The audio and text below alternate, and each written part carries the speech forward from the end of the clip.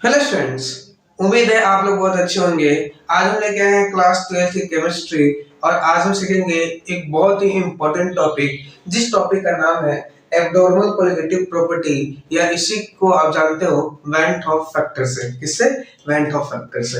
बहुत ही important topic है इस चैप्टर का और ये थोड़ा डिफिकल्ट लगता है, लेकिन मैं बता रहा हूँ सबसे इजी और मोस्ट इजी वे में मैं आपको इसको एक्सप्लेन करूंगा। ठीक है? ठीक है, तो चलिए स्टार्ट करते हैं। देखिए, कोई एब्नॉर्मल कोलिगेटिव प्रॉपर्टी को पढ़ने से पहले हम इस टॉपिक का फील लेते हैं। पहले क्या लेते हैं? फील कैसे लेते हैं? जैसे मान लीजिए अपने पास एक सॉल्यूशन है। क्या है? एक सॉल्यूशन है। सॉल्यूशन किसका है? 1 मोल NaCl, 1 मोल NaCl present है, 1 मोल NaCl present in 1000 gram water. 1000 gram water. मान लेते हैं कि 1 मोल NaCl प्रेजेंट है किसमें? 1000 ग्राम वाटर में। ठीक है? ठीक है। अगर और आपको दे रखा है केवी, वाटर का केवी दे रखा है, वो दे रखा है 0.51। ठीक है? ठीक है। और आपसे बोले बॉइलिंग पॉइंट ऑफ सॉल्यूशन बताइए। बॉइलिंग पॉइंट ऑफ सॉल्यूशन तो वॉल्यूम पॉइंट ऑफ सॉल्यूशन कैसे बताएंगे भाई? बहुत यार ना, डेल्टा टीवी। डेल्टा टीवी कैसे निकालते हैं भाई? एक TV minus T not V, है ना। डेल्टा टीवी का मतलब क्या था बताइए? Elevation in volume point. TV का मतलब वॉल्यूम पॉइंट ऑफ सॉल्यूशन, मतलब हमें टीवी निकालना है। और टी नॉट वी का मतलब क्या था? Volume point of pure solvent. ठीक है? ठीक है। तो सबसे पहले डेल्टा टीवी निकालने का एक और फॉर्मूला पता है अपने को, क्या होता है भाई? मोलैलिटी इनटू में केवी। हाँ है ना? हाँ। मोलैलिटी कितना? मोलैलिटी कैसे निकालते हैं? मोल्स ऑफ सॉल्यूट कितने हैं? 1 upon mass of solvent in KG. तो ग्राम में हजार ग्राम में कितने केजी होते हैं? 1। तो 1 इनटू केवी कितना रखा है? 0.51। तो ये कितना देगा हमारा? 0.51। ठीक है? ठीक है। अब ये क्या आ गया? Delta TV. क्या आ गया? Delta TV. अब देखो, अब ये जो वैल्यू आई ये किसके हिसाब से है? 1 मोल के हिसाब से, क्योंकि आपने कितना मोल लिया था? NaCl का 1 मोल लिया था। ठीक है? ठीक है। आपको याद है कोलिगेटिव प्रॉपर्टी क्या होती है? कोलिगेटिव प्रॉपर्टी वो होती है जो नंबर ऑफ सॉल्यूट पार्टिकल्स पर डिपेंड करती है, नेचर पर डिपेंड नहीं करती है। किस पर डिपेंड करती है? नंबर ऑफ सॉल्यूट पार्टिकल्स पे। तो ये जो आपने निकाला, ये आपकी कौन सी वैल्यू है? Normal colligative property. ठीक है? क्या बोल देंगे? Normal value of colligative property. ठीक है? Normal value of colligative property, CGP बोल देता हूं, कोलिगेटिव प्रॉपर्टी। ठीक है? ठीक है। आया समझ में? आया। या इसी को क्या बोलेंगे हम लोग? एक्सपेक्टेड।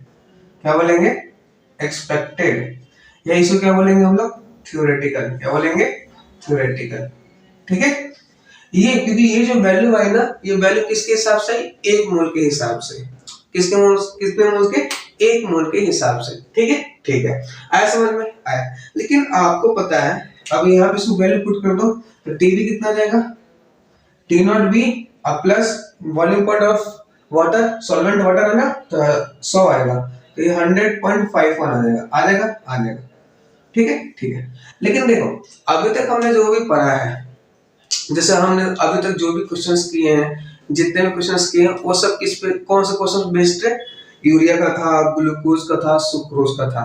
ठीक है? ठीक है। अब देखो NaCl है, आपने बचपन से ये चीज पढ़ रखा है कि जब NaCl को पानी में डालते हैं, किसमें डालते हैं? पानी में। तो NaCl को जब हम एक्वस में डालते हैं तो क्या होते हैं? अपने आयंस में ब्रेक होता है, Na प्लस एक्वस अब प्लस का Cl माइनस एक्वस। और देखो एक पार्टिकल कितने पार्टिकल में टूट गया? 2 पार्टिकल में। किसमें? 2 पार्टिकल में। ठीक है? ठीक है। मतलब नंबर ऑफ सॉल्यूट क्या हो गया? चेंज हो गया। जो ये आपने वैल्यू निकाली किसके हिसाब से निकाली? आपने निकाला किसके? 1 मोल के हिसाब से। लेकिन एक्चुअल में जो वैल्यू आएगी कितनी आएगी? 2 आएगी ना। कितनी आएगी? 2। तो अगर मैं इसके लिए बात करूं डेल्टा टीवी का, तो डेल्टा टीवी मतलब इसमें कौन? टीवी और डेल्टा टीवी में कोलिगेटिव प्रॉपर्टी कौन होता है पता है ना, डेल्टा टीवी होता है, टीवी क्वालिटेटिव प्रॉपर्टी नहीं होता है। डेल्टा टीवी की वैल्यू कितने मोल के हिसाब से आएगी, 2 मोल के हिसाब से।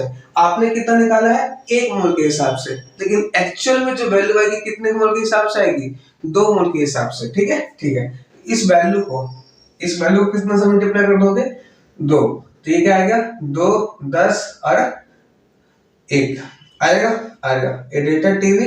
और टीवी कैसे निकालूंगा, टीवी निकालने का फॉर्मूला डेल्टा टीवी प्लस का टी नॉट बी, तो ये कितना आएगा 1.02 प्लस में 100, तो ये कितना आएगा 101.02, ये आ गया टीवी। ठीक है, ठीक है। तो ये जो आपने वैल्यू निकाला है, ये वैल्यू आई हमारी 2 मोल के हिसाब से, और ये कितने मोल के हिसाब से आई, 1 मोल के हिसाब से। बात समझ में आई। तो इसको हम बोलते हैं एबनॉर्मल वैल्यू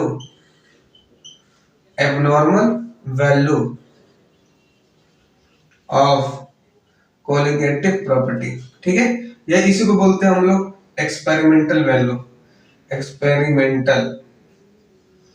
ठीक है, या इसी को बोलते हैं हम लोग एक्चुअल वैल्यू। क्या बोलते हैं, एक्चुअल वैल्यू। ठीक है, ठीक है। तो इसी तरह अगर कोई बोले आई बताओ, तो आई निकालना बहुत सिंपल हो जाएगा। आई कैसे निकालते हैं,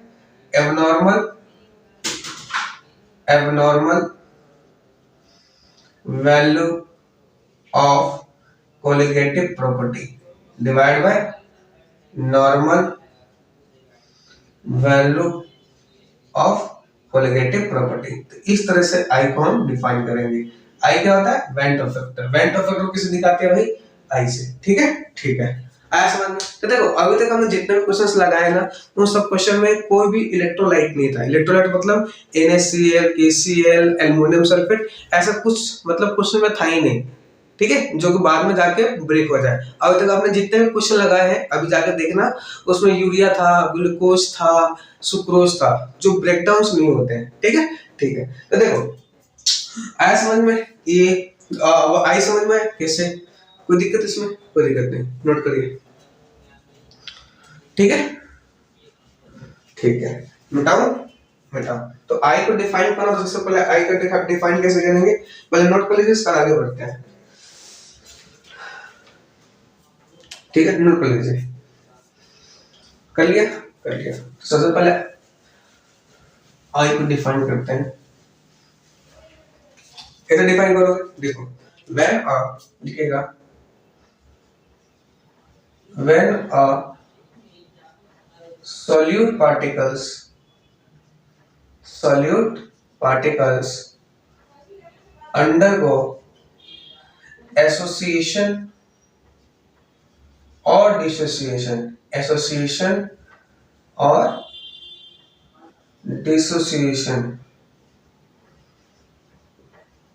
when a solute particles undergo association or dissociation in a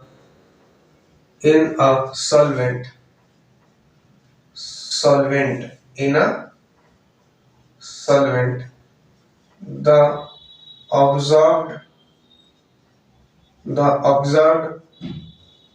value of Vent of factor, the observed value of colligative property, सीधी लिख देता हूँ, colligative.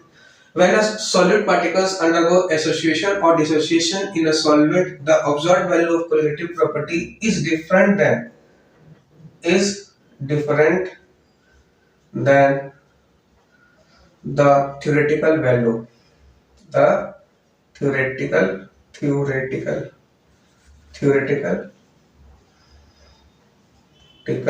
value, ठीक है, is different than the theoretical value due to change in number of solute particles is called, ठीक है, ऐसा में is called Vent of factor.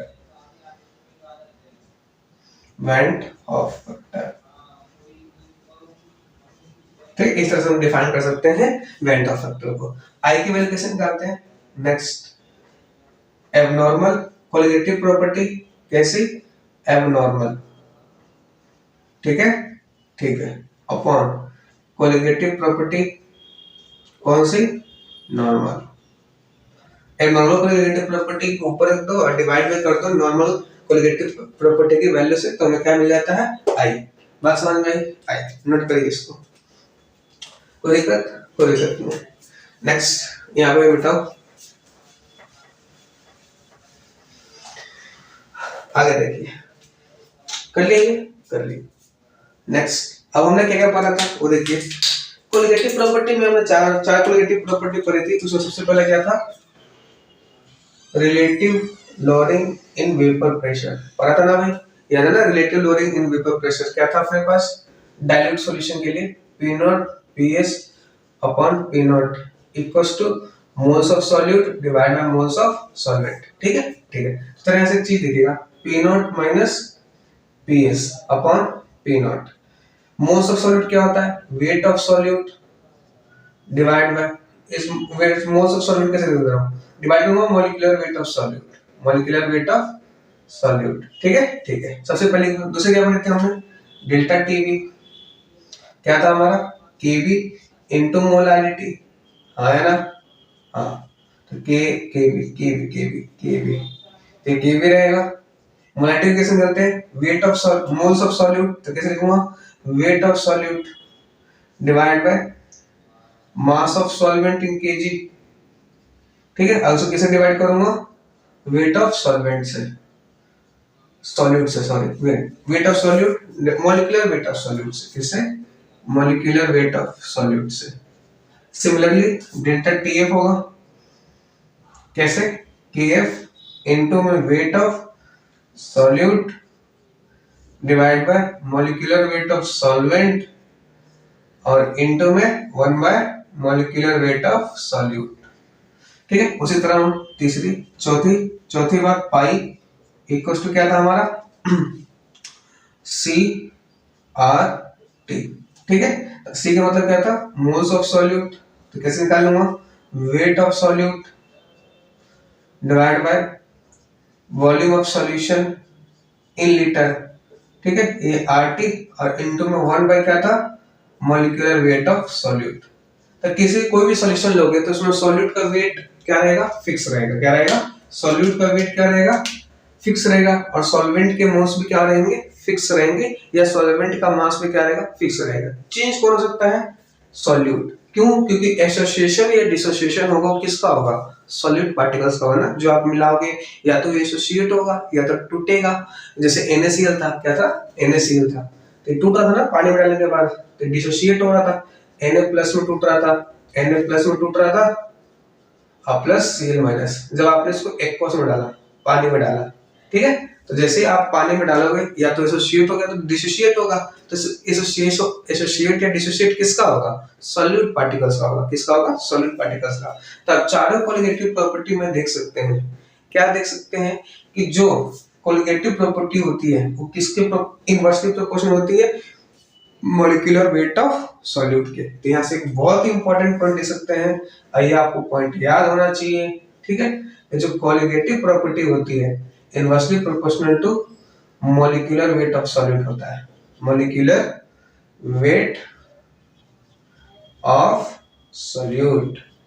बात समझ में आई, दिखाई तो दे रहा है ना, हाँ, ठीक है, ठीक, आया समझ में आया। तो यहाँ से लिख सकते हैं, क्या लिख सकते हैं, अब देखो, क्योंकि colligative property CGP inversely proportional to क्या हो गया, मॉलिक्यूलर वेट ऑफ सॉल्यूट, ठीक है, ठीक है। तो मैं चाहूं तो आई को कैसे डिफाइन कर सकता हूं, देखो आई क्या था, कोलिगेटिव प्रॉपर्टी ऑफ एबनॉर्मल, क्योंकि ये इनवर्सली प्रोपोर्शनल है तो क्या लिख दूंगा, एबनॉर्मल की जगह normal, normal molecular mass of solute, ठीक है, ठीक है, अपॉन, अब देखो यहाँ पे जहाँ नॉर्मल है तो वहां पे क्या हो जाएगा, एबनॉर्मल, तो abnormal molecular mass of solute. ठीक है, ठीक है।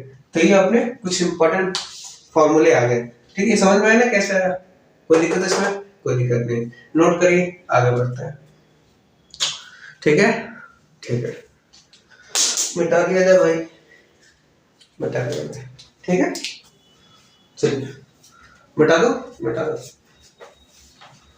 अब देखो, अब यहाँ से सब कुछ चेंज हो जाएगा। क्या चेंज हो जाएगा? अब आपको जो फॉर्मूला याद रखा था उसको मॉडिफाई करना पड़ेगा थोड़ा बहुत। ठीक है, ठीक है। कैसे मॉडिफाई करेंगे? कि आपने पढ़ा था सबसे पहले relative lowering in vapour pressure. ठीक है, डाइल्यूट सॉल्यूशन की बात कर रहा हूँ क्योंकि कॉन्जुगेटिव प्रॉपर्टी किसकी प्रॉपर्टी होती है? डाइल्यूट सॉल्यूशन की होती है। ठीक है, ठीक है। P not minus P S upon P not, ये किसकी इक्वल होता है? Moles of solute divide by moles of solvent. ठीक है, तो अब इसमें क्या इंट्रोड्यूस हो जाएगा? आई। क्या इंट्रोड्यूस हो जाएगा? आई। अब आई किसके साथ लगेगा? छोटा आई के साथ। क्यों? बड़ा आई के साथ आई क्यों नहीं लगेगा? क्योंकि आपको याद हो छोटा आई का मतलब क्या होता है? Moles of solute. जब आप पानी में मतलब सॉल्वेंट में डालोगे तो क्या डालोगे? सॉल्यूट डालोगे। सॉल्यूट का एसोसिएशन या डिसोसिएशन होगा, तो किसके साथ आई आएगा? सॉल्यूट के साथ। ठीक है, ठीक है। दूसरी प्रॉपर्टी डेल्टा टी भी पढ़ा था हमने, वो क्या हो जाएगा? आई के बी इंटू मोलारिटी। तीसरा वैसे डेल्टा टी एफ क्या हो जाएगा? आई के एफ मोलारिटी। चौथा पाई पढ़ा था, क्या आ जाएगा? आई सी आर टी। ये हमारी एक्चुअल वैल्यू आ गई। क्या आ गई? एक्चुअल वैल्यू आ गई। ठीक है, ठीक है। कोई दिक्कत है इसमें? कोई दिक्कत नहीं। नोट कर लीजिए इसको फॉर्मूले। अब से हमारे ये फॉर्मूले सबसे ज्यादा यूज होंगे, मतलब यही फॉर्मूला हम यूज करेंगे और एक्चुअल फॉर्मूला भी यही होता है। ठीक है, ठीक है। आया समझ में? आया। नोट कर लीजिए। कर लिया? कर लिया। नेक्स्ट अगला टॉपिक सीखते हैं हम लोग, कैलकुलेशन ऑफ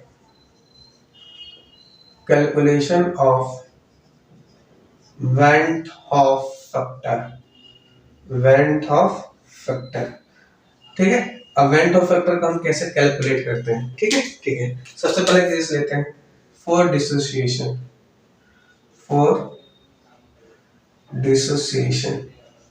अब डिसोसिएशन मतलब टूटना। जैसे हम देख रहे थे ना, NaCl को पानी में डाला था तो ये Na प्लस और Cl माइनस में टूटा था ना, तो डिसोसिएशन के लिए। तो इसके लिए एक जनरल इक्वेशन लेते हैं। मान लीजिए A है और टूट के N पार्टिकल्स बना रहा है। ठीक है, जैसे NaCl है, एक इसका 1 मोल लिया था, ये कितने मोल दे रहा है? 2 मोल। ठीक है, तो हम जनरल इक्वेशन ले रहे हैं कि A मोल था, टूट के हमारा N मोल्स ऑफ B बना रहा है। ठीक है, ठीक है। मान लेते हैं इनिशियली इसके मोल A है तो इसके कितने होंगे? 0। ठीक है, ठीक है। कुछ देर बाद इसमें से क्या होगा? ये अल्फा कम हो जाएगा और ये n टाइम्स ये अल्फा क्या हो जाएगा? बढ़ जाएगा। ठीक है, ठीक है। ये आपने इक्विलिब्रियम में सीखा होगा। इनिशियली मोल A मान ले रहे हैं और ये 0। अब कुछ देर बाद क्या होगा? इसमें से कम होगा ना। ठीक है, यहाँ अल्फा आ रहा है ना, अल्फा मतलब degree of dissociation. Degree of dissociation. ठीक है, ठीक है। तो इससे मान लेते हैं A में से A अल्फा क्या हो गया? कम हो गया, तो ये n टाइम्स A अल्फा बढ़ जाएगा ना। ठीक है, ठीक है। तो हम बात करते हैं इनिशियली मोल Ni। इनिशियली मोल कितना था? A, लेकिन एक्चुअल मोल कितने हैं? ये क्या है? एक्चुअल मोल। तो इन दोनों को प्लस कर दो, तो A minus A alpha plus का Na अल्फा। ठीक है, ठीक है। आया समझ में? आया। तो आई क्या होता है? Colligative property of abnormal upon colligative property of normal. तो एबनॉर्मल कितना है? ये है हमारा।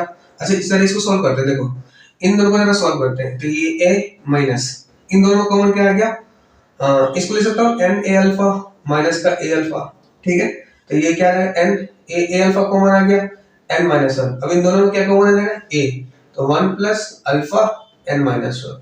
ठीक है, ठीक है। तो ये कितना आएगा? A इंटू में 1 plus alpha n minus 1 upon colligative property of normal. Normal की कोलिगेटिव प्रॉपर्टी कितनी थी? A, तो A से A कट गया, तो I की वैल्यू कितनी आ गई? I की value 1 plus n minus 1 into alpha. ठीक है, ठीक है। तो यहाँ से ये आया समझ में? आया। चाहो तो यहाँ से क्या निकाल सकते हो? फॉर 100% डिसोसिएशन, अगर 100% डिसोसिएशन हो तो अल्फा की वैल्यू कितनी हो जाएगी? 1। कितना जाएगी? 1। ठीक है, ठीक है। तो इसका मतलब I इक्वल टू क्या हो जाएगा? 1 प्लस n माइनस 1। यहाँ पे 1 पुट करो तो 1 ही आएगा। तो यहाँ से आई कितना आ जाएगा, यहाँ से आई इक्वल्स टू 1 से 1 कर देगा n, I equals to n हो जाएगा, ठीक है। फॉर 100% डिसोसिएशन या लिख सकता हूँ फॉर 100% डिसोसिएशन कितना होता है 1, या for strong electrolyte, for strong electrolyte, ठीक है। जैसे स्ट्रॉन्ग इलेक्ट्रोलाइट जैसे NaCl KCl, ठीक है, ठीक है। दिखाई दे रहा है, दे रहा है, आया समझ में, आया। नोट करिए इसको, कर लिया भाई, कर लिया, ठीक है। जैसे हम एग्जांपल लेते हैं, जैसे NaCl है, पानी में डालेंगे तो क्या टूटेगा, Na प्लस और Cl माइनस, तो कितने, इसके कितने मोल लिए, 1 मोल, तो इसका 1 मोल बना, इसका 1 मोल बना, तो n की वैल्यू कितना जाएगी 2, और जितनी n की वैल्यू उतना क्या होगा I की वैल्यू, क्योंकि NaCl एक स्ट्रॉन्ग इलेक्ट्रोलाइट है, ठीक है, ठीक है। या ऐसे भी कर सकते हो, फॉर्मूला लगा के, फॉर्मूला क्या है भाई, I equals to 1 plus n minus 1 alpha, है ना, है, क्योंकि NaCl स्ट्रॉन्ग इलेक्ट्रोलाइट है, 100% डिसोसिएशन होगा, तो ये कितना हो जाएगा 1, ठीक है। तो बात वही पड़ेगी, आएगा आंसर वही। जैसे एग्जांपल लेते हैं, जैसे अपना हो गया K2SO4, ये भी एक स्ट्रॉन्ग इलेक्ट्रोलाइट है, तो ये टूटेगा तो क्या मिलेगा, 2 पे K plus plus sulphate ion, अगर जब आप इसका 1 मोल लिए तो 2 मोल पोटेशियम आयन मिलेगा और 1 मोल सल्फेट आयन मिलेगा, तो n की वैल्यू कितनी, 2 और 3, तो I भी कितना आ जाएगा, 3 हो जाएगा, ठीक है, ठीक है। वैसे ही जैसे मान लीजिए आपने लिया एल्युमिनियम सल्फेट Al2SO4 का होल थ्राइस, तो ये टूटेगा तो क्या बनेगा, 2 मोल Al2+3 plus 3 mole of sulphate ion, कोई दिक्कत, कोई दिक्कत नहीं। तो n की वैल्यू कितनी आएगी, इसकी एल्युमिनियम आयन की 2, सल्फेट आयन की 3, तो n की वैल्यू 5, तो I की वैल्यू कितनी आएगी 5, क्योंकि ये स्ट्रॉन्ग इलेक्ट्रोलाइट है, ठीक है, ठीक है। 100% इनका डिसोसिएशन हो रहा है, पानी में डालने के बाद ये 100% अपने आयंस में डिसोसिएट हो रहे हैं, ठीक है। ये हम मान के चल रहे हैं, क्या चल रहा है, 100% डिसोसिएशन, 100%, 100%, 100%, ठीक है, ठीक है। आया समझ में, आया, नोट करिए इसको,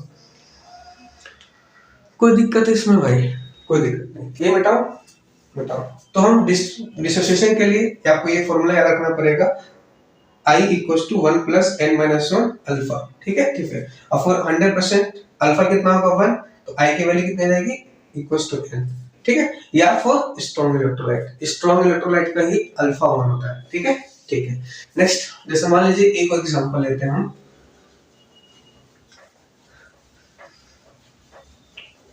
एक और एग्जांपल क्या लेते हैं, एक और एग्जांपल, तो जैसे मान लीजिए अपने पास है K4 पोटेशियम फेरोसाइनाइड बोलते हैं इसको, ठीक है, ठीक है। इसको डालोगे तो क्या बनेगा, 4 टाइम K प्लस और क्या बनेगा FeCN का होल 6 और ये माइनस का 4, ठीक है, ठीक है। तो कोई पूछे इसमें I की वैल्यू बताओ, अगर मैं इसका 100% डिसोसिएशन हो गया, 100% डिसोसिएशन, तो I की वैल्यू कितनी रहेगी, 100% डिसोसिएशन है मतलब अल्फा 1 होगा, तो I की वैल्यू इक्वल्स टू n हो जाएगी, ठीक है।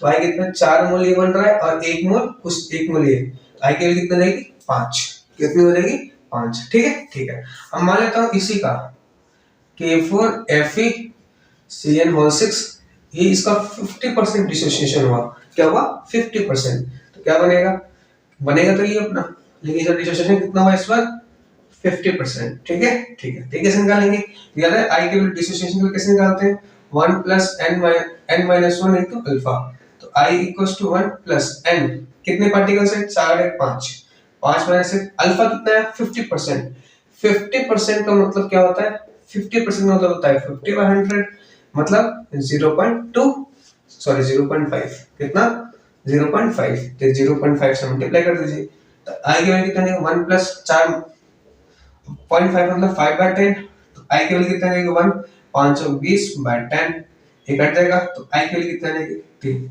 मतलब जब पोटेशियम फेरोसाइनाइड का 50% डिसोसिएशन होगा तो I की वैल्यू कितनी आएगी 3, और जब पोटेशियम फेरोसाइनाइड का 100% डिसोसिएशन होगा तो I की वैल्यू कितनी आएगी 5। बात समझ में आई, नोट करिए इसको, ठीक है। तो किसी भी पार्टिकल का अगर डिसोसिएशन हो रहा है, आया समझ में, ठीक है, ठीक है। मिटा दो, मिटा दीजिए, ठीक है। नेक्स्ट अब हम बात करते हैं एसोसिएशन के लिए, ठीक है। अब कोई पार्टिकल्स डाला और आप उसका डिसोसिएट नहीं हुआ, वो क्या हो गया, एसोसिएट हो गया, ठीक है, ठीक है। ऐसा में जैसे मान लो अपने पास क्या है, एसिटिक एसिड CH3COOH, ठीक है।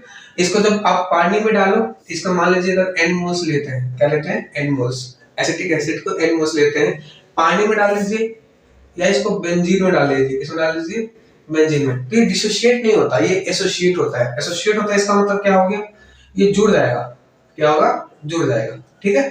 पहले n पार्टिकल्स था, अब एक पार्टिकल्स हो जाएगा, ठीक है, ठीक है। जैसे मान लीजिए अगर यहाँ पे 2 पार्टिकल्स लिए तो यहाँ पे उसका आधा हो जाएगा a, समझ में आया, ठीक है। ऐसे क्यों होता है, क्योंकि हाइड्रोजन बॉन्डिंग हो जाती है, क्या जाती है, हाइड्रोजन बॉन्डिंग, ठीक है, ठीक है।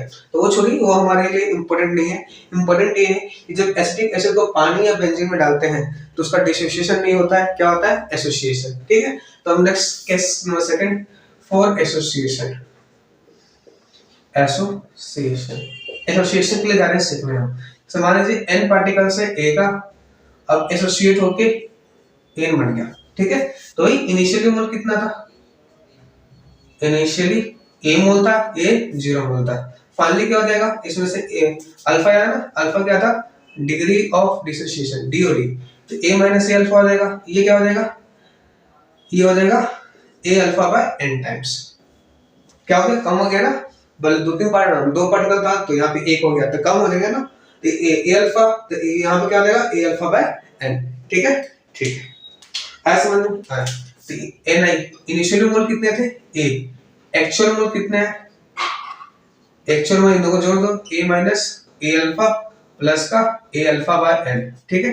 तो ए प्लस का A alpha by N minus का ए अल्फा, तो ये a plus A alpha common आ गया 1 बाय एन माइनस 1। अब इन दोनों में कॉमन क्या आएगा, a, तो 1 plus alpha 1 by N minus 1, तो ये आ गया, ठीक है, ठीक है। कोई दिक्कत इसमें, कोई दिक्कत नहीं। तो ये इनिशियली मोल, ये एक्चुअल मोल, तो आई की वैल्यू कैसे निकालोगे, colligative CGP, colligative property of abnormal upon colligative property of normal. Abnormal कितना है भाई, a प्लस का 1 प्लस का 1 by n minus 1 upon initially a से कट जाएगा तो 1 प्लस 1 बाय n माइनस 1, ये हमारी i की वैल्यू आ गई, आगे ना, आगे, ठीक है, ठीक है। अब मैं मान लेता हूँ 400% डिसोसिएशन, 400% एसोसिएशन, 400% एसोसिएशन, ठीक है।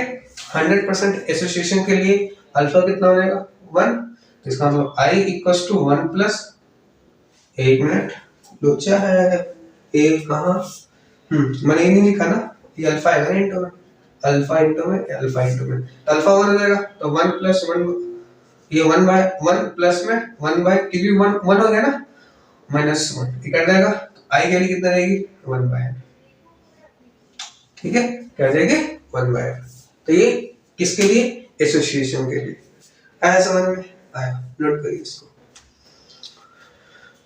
कोई दिक्कत इसमें, कोई दिक्कत नहीं, ठीक है, ठीक। एक क्वेश्चन लेते हैं छोटा सा, इसका आगे बढ़ते हैं। कर लिया भाई, कर लिया, चलिए next.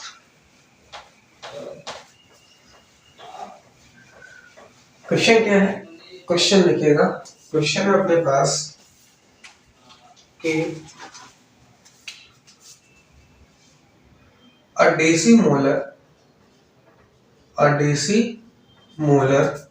solution of potassium ferrocyanide, ठीक है, पोटेशियम फेरोसाइनाइड K4FeCN का होल 6, ठीक है, ठीक है, is 50% डिसोसिएटेड, कितना डिसोसिएट हो रहा है, 50% एट 300 केल्विन, ठीक है। कैलकुलेट ऑस्मोटिक प्रेशर, ठीक है। तो बहुत सिंपल है, ऑस्मोटिक प्रेशर निकालना है अपने को, तो ऑस्मोटिक प्रेशर का फॉर्मूला क्या होता है, पाई इक्वल्स टू ICRT। अब CRT नहीं होगा, क्योंकि अब देखो, क्योंकि पोटेशियम फ्लोराइड क्या हो रहा है, डिसोशिएट हो रहा है ना, डिसोशिएट हो रहा है तो आई तो आएगा ही आएगा। ठीक है, ठीक है। तो पाई आई सबसे पहले यह है ना K4 FeCN का होल 6, ये डिसोशिएट हो रहा है तो 4 K प्लस बनेगा और क्या बनेगा FeCN का 6 4 माइनस, तो 50% डिसोशिएट हो रहा है, कितना हो रहा है 50%। क्या है ना डिसोशिएशन का फॉर्मूला क्या था I इक्वल्स टू 1 प्लस का n माइनस 1 अल्फा। तो I equals to 1 plus n कितना है 4 मोल ही 1 मोल ही, तो 5 माइनस 1 अल्फा 50% डिसोशिएट हुआ।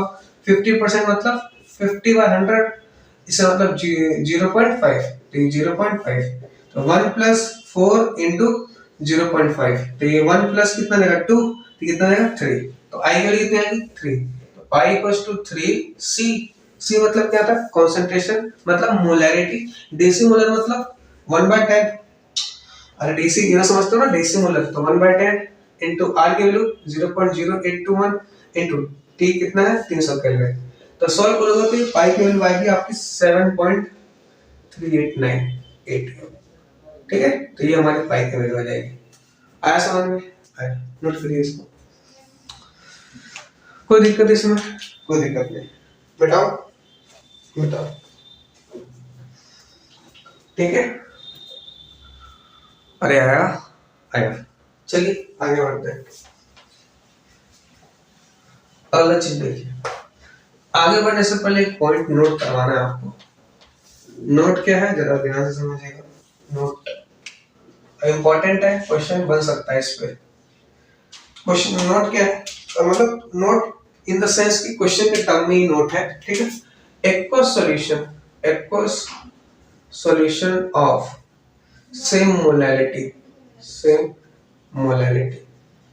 हमने एक का सॉल्यूशन लिया जिसका मोलैरिटी क्या है सेम है, किसी से लिया NaCl के लिए, K2SO4 के लिए, ठीक है, और Al2SO4 का होल थ्राइस। ठीक है, ठीक है, क्या मुझे I बता सकते हो उसका? जब NaCl पानी में जाएगा तो Na कितने होगा 1, तो एक Na प्लस बनेगा, I एक क्या बनेगा Cl माइनस, तो I की वैल्यू कितने रहेगी 1 प्लस 1, क्योंकि 100% डिसोशिएट होगा, स्ट्रॉन्ग इलेक्ट्रोलाइट है, 100% डिसोशिएट होगा तो कितने पार्टिकल्स बने 2, तो I की वैल्यू कितनी बनेगी 2। सिमिलरली K2SO4 के लिए बात करो, K2SO4 के लिए इसका जब 100% डिसोशिएट होगा तो 2 मोल्स K प्लस, क्योंकि 2 पोटेशियम है और 1 सल्फेट है तो 1 सल्फेट आयन बन जाएगा, तो ये I की वैल्यू कितनी आएगी 2 और 1 3। ठीक है, उसी तरह मैं बात करूं एल्युमिनियम सल्फेट, तो Al2SO4 का होल थ्राइस 100% डिसोशिएट मांगे चल रहा है हम लोग, तो क्या होगा 2 मोल एल्युमिनियम बनेगा Al+3 और प्लस 3 मोल सल्फेट आयन बनेगा, है ना, है, तो I की वैल्यू कितने रहेगी 3 2 5, कितने रहेगी 5। ठीक है, ठीक है, अब I की वैल्यू 5 हो गई। अब देखो, अब आप क्वेश्चन क्या पूछता है इन तीनों में से वेपर प्रेशर किसका ज्यादा है, क्या वेपर प्रेशर ऑफ सॉल्यूशन, इन तीनों का सॉल्यूशन लिया, आपको बताना है वेपर प्रेशर ऑफ सॉल्यूशन किसका ज्यादा होगा। तो देखो vapour pressure solution inversely proportional होता है 1/I के, जिसका I ज्यादा उसका वेपर प्रेशर कम। इसका I कितना है भाई 2, इसका I कितना है 3, इसका I कितना है 5। तो वेपर प्रेशर के सॉल्यूशन में ऑर्डर लगाना हो, इसका I ज्यादा इसका वेपर प्रेशर कम, सबसे कम इसका, फिर उससे ज्यादा इसका, फिर उससे ज्यादा इसका। ठीक है, ठीक है, तो इंपॉर्टेंट है बहुत, ये आपको रिलेशन याद रहना चाहिए। दूसरा कोई पूछ ले इसका बॉइलिंग पॉइंट, क्या पूछ ले बॉइलिंग पॉइंट, तो बॉइलिंग पॉइंट जो होता है बीपी बॉइलिंग पॉइंट वो डायरेक्टली प्रोपोर्शनल I होता है, जिसका I ज्यादा उसका बॉइलिंग पॉइंट ज्यादा। ठीक है, तो सबसे ज्यादा बॉइलिंग पॉइंट इसका होगा। तीसरा कोई पूछे फ्रीजिंग पॉइंट, तो freezing point inversely proportional to I होता है, I ज्यादा तो फ्रीजिंग पॉइंट कम। ठीक है, ठीक है। चौथा कोई पूछे ऑस्मोटिक प्रेशर OS, ठीक है, तो डायरेक्टली प्रोपोर्शनल टू I होता है। आया समझ में? आया, तो ये 4 बहुत ही इंपॉर्टेंट रिलेशन है जो आपको कभी भी क्वेश्चन में दे सकता है और आपसे पूछ सकता है। कोई दिक्कत इसमें? कोई दिक्कत नहीं, नोट करिए, आगे बढ़ते हैं। ठीक है, ठीक है, तो ये ट्रिक्स है, बोल सकते हो ट्रिक्स, और ये टूल्स है जो क्वेश्चंस को करने में आपके हेल्प करेंगे। आया समझ में? आया, नोट करो भाई, कर लिया नोट? कर लिया। नेक्स्ट अगला क्वेश्चन करने से पहले एक चीज नोट कर लीजिए। नोट क्या करना है, नोट ये करना है कि देखिए अगर i की वैल्यू 1 है मतलब वैल्यू ऑफ फैक्टर मतलब i की वैल्यू अगर 1 आ गई तो ना तो एसोसिएशन होगा ना dissociation, neither association nor dissociation. बात समझ में आई? ठीक है। अगर i की वैल्यू 1 से बड़ी आ गई, जैसे इसका एग्जांपल ले सकते हैं, इसका एग्जांपल जैसे यूरिया हो गया, ठीक है, यूरिया हो गया या सुक्रोज हो गया, क्या हो गया, सुक्रोज, ठीक है, ठीक है। तो यूरिया सुक्रोज ये किसके एग्जांपल है भाई, आई जिसकी आई की वैल्यू कितनी होगी 1, ठीक है, ठीक है। या ग्लूकोज भी ले सकते हो, इनका पानी में डालने पे ना तो एसोसिएशन होता है ना ही डिसोसिएशन, इन तीनों के लिए आई की वैल्यू कितनी रहती है 1। उसी तरह अगर आई की वैल्यू 1 से बड़ी आ गई तो होगा डिसोसिएशन, क्या होगा, डिसोसिएशन, मतलब पानी में डालने पे टूटेंगे, डिसोसिएशन, ठीक है, ठीक है। ऐसा जैसे एग्जांपल के तौर पर ले सकते हैं NaCl, KCl, Al2SO4 का होल थ्राइस, ठीक है। तो ये इनको पानी के डालने के बाद टूटते हैं, टूटने के बाद अगर टूटेंगे तो आई की वैल्यू क्या होगी, 1 से बड़ी होगी। तीसरा आता है या आई की वैल्यू 1 से क्या हो सकती है, छोटी, तो इसका इसमें क्या होगा, एसोसिएशन, मतलब जुड़ेगा। एग्जांपल के लिए एसिटिक एसिड, ठीक है, इन बेंजीन, जब एसिटिक एसिड को बेंजीन में या पानी में डाल देते हो तो इसका क्या होता है, एसोसिएशन, ठीक है, ठीक है। आपको ये 3 पॉइंट पता होना चाहिए, नोट करिए, आगे बढ़ते हैं। चलिए नेक्स्ट अगला क्वेश्चन, अगला क्वेश्चन क्या है कि 0.1 कैपिटल M मतलब मोलैरिटी दे रखा है, aqueous solution of MgCl2 at 300 Kelvin is 4.92 atm, ठीक है। What will be the percentage ionization of the salt, इस सॉल्ट का परसेंटेज आयोनाइजेशन बताना है, ठीक है, ठीक है, मतलब अल्फा बताना है। तो आपको क्या दे रखा है, कंसंट्रेशन दे रखा है, मतलब मोलैरिटी दे रखा है ना 0.1 m, और क्या दे रखा है, टेम्परेचर दे रखा है 300 केल्विन, और क्या दे रखा है, प्रेशर, मतलब कौन सा प्रेशर भाई, ऑस्मोटिक प्रेशर, इस चैप्टर में क्या पढ़ रहा है, ऑस्मोटिक प्रेशर ही, तो 4.92 atm दे रखा है, आपको पता है। और क्या, MgCl2, तो जब भी MgCl2 को डालोगे ये अपने आयंस में ब्रेक होगा और क्या बनेगा, Mg+2 2Cl minus 2 chloride ion और 1 मैग्नीशियम आयन, तो ऐसे n की वैल्यू कितनी आ जाएगी, याद है ना, देखो डिसोसिएट हो रहा है, डिसोसिएट हो रहा है तो हम फार्मूला लगाएंगे ना, I को डिसोसिएशन का फार्मूला क्या था, I = 1 + n - 1 अल्फा I। अब देखो अब क्या होगा, n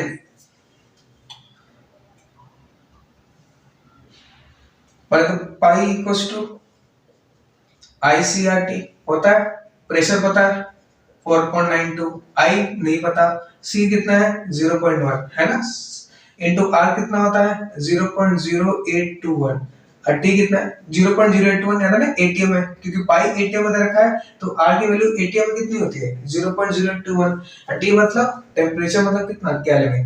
तो यहाँ से I की वैल्यू कितनी आ जाएगी, ये कैलकुलेट करोगे ये आएगी 1.99, कितनी आ जाएगी 1.99, इसको सॉल्व करोगे तो अब इस I को उठा के यहाँ पर रख दो, I की वैल्यू कितनी है 1.99 इक्वल्स टू 1 + n, n कितना है 2 क्लोराइड आयन 1 मैग्नीशियम आयन, तो 3 आ गया, तो 3 - 1 अल्फा, इसको इधर बजाओ तो 1.99 माइनस का 1, 3 में से गया 2 अल्फा, ये 0.99 और divide by 2 equals to alpha, तो यहाँ से अल्फा कितना आ जाएगा, ये आ जाएगा हमारा यहाँ से अल्फा निकालो तो यहाँ से अल्फा आ जाएगा अपना, देखो अल्फा इक्वल टू कितना आ जाएगा 99/200, 2 चौका 8, 2 न्यू 18, 2 चौका 8, 2 न्यू 18 एंड अपॉन 100, ये अप्रॉक्स 49 पॉइंट समथिंग आया, तो 49 मान ले रहा हूं मैं, और परसेंटेज में निकालना है तो 100 से मल्टीप्लाई, तो कितना आएगा 49%, कितना आएगा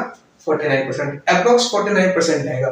नहीं समझ में आया, देखो रेशो सो काटो, 2 चौका 8, 2 चौका 8 1 9, 2 न्यू 2 चौका 8 1 9, 2 न्यू 18 और 1 2 5 10 आ गया ना, 100 आ गया, 2 × 100 परसेंटेज में कन्वर्ट करना है तो 100 से मल्टीप्लाई कर दो, ठीक है, ठीक है, तो ये आएगा तो ये नीचे जीरो आ जाएगा, दो जीरो कट गया, तो 49.5% एक्यूरेट आंसर इसका, ठीक है, 49.5%।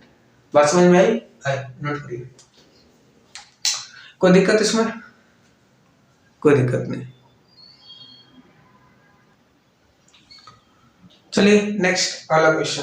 अगला क्वेश्चन क्या है कि 1.2% सॉल्यूशन वेट बाय वॉल्यूम, ठीक है, ऑफ NaCl। अपने पास NaCl है और एक NaCl का सॉल्यूशन है, एक दूसरा क्या है, ग्लूकोज का सॉल्यूशन है ना, है। और दोनों कैसे हैं, आइसोटोनिक। मैंने बताया था आइसोटोनिक सॉल्यूशन ऐसे सॉल्यूशन होते हैं जिनका ऑस्मोटिक प्रेशर क्या होता है, सेम। तो मतलब पाई of NaCl, osmotic pressure of NaCl क्या होगा, पाई ऑफ ग्लूकोज।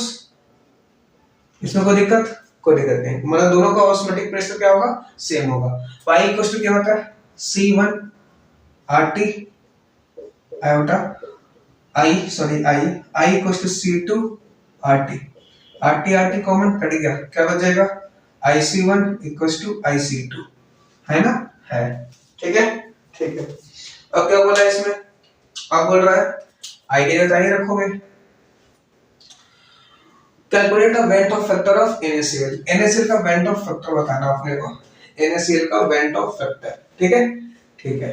अच्छा, C1 कंसंट्रेशन कैसे निकालेंगे, अब देखो 1.2% सॉल्यूशन वेट बाय वॉल्यूम दे रखा है। वेट बाय वॉल्यूम मतलब 1.2 ग्राम किसका, NaCl का प्रेजेंट है किसमें, 100 ml सॉल्यूशन में, है ना, हाँ। तो ये क्या आ गया, 1.2 ग्राम क्या आ गया, 1.2 ग्राम सॉल्यूट का वेट।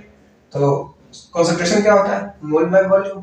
तो मोल कितना आएगा, 1.2 अपॉन NaCl का मोलिक्यूलर मास, सोडियम का 23 होता है, इसका 35.5 होता है, तीनों 58.5 आ जाएगा। तो 58.5 upon volume of solution in litre, तो 100 ml आ गया, 100 लीटर में होता है, तो ऊपर 1000 से मल्टीप्लाई कर दो, इक्वल्स टू I। अब क्या बोला है, ग्लूकोज, तो ग्लूकोज का I कितना था, याद है ना, ग्लूकोज ना तो एसोसिएट होता है ना डिसोसिएट होता है, तो 1 हो जाएगा into C2 7.2% weight by volume, मतलब 7.2 ग्राम 100 ml सॉल्यूशन में है। तो गिवन मास 7.2 ग्राम, मॉलिक्यूलर मास 180, अरे 100 ऊपर कितना देगा, 1000। बात समझ में आई? तो यहाँ से देखो ये कट जाएगा, यहाँ से 2 जीरो से 2 जीरो कट जाएगा, पॉइंट से पॉइंट हट जाएगा, ठीक है, ठीक है। तो यहाँ से I देखो, I इनटू में क्या बच गया, 120, ये पॉइंट हटेगा तो ऊपर चला जाएगा ना, और ये 58.5 इक्वल्स टू 1 इनटू में ये कितना आ जाएगा, 72 अपॉन में 180, ठीक है, ठीक है। यहाँ से I निकालोगे तो कितना आएगा, 1 इनटू 72 अपॉन में 180 इनटू में 585 अपॉन में 120। काटोगे पीटोगे अप्रोक्स I 2 आ जाएगा, कितना आएगा, I को हम अप्रोक्स 2 ले लेंगे, ठीक है। I की वैल्यू कितने रहेगी, 2। कोई दिक्कत नहीं, नोट करिए, ठीक है, ठीक है।